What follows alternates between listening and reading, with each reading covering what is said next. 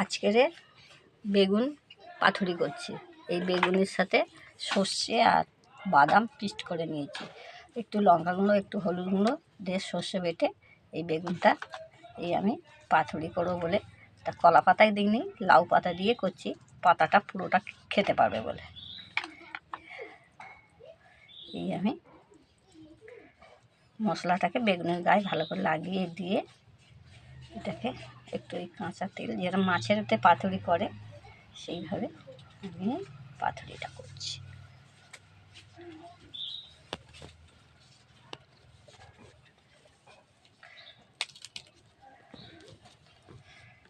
এই সুতো দিয়ে আমি বাঁধবো।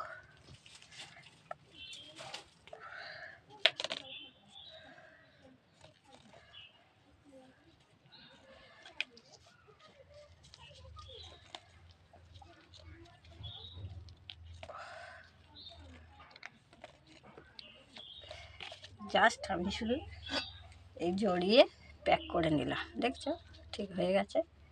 এই আমি কড়াতে সাজিয়ে নিচ্ছি, এই পাতুরি করেছি।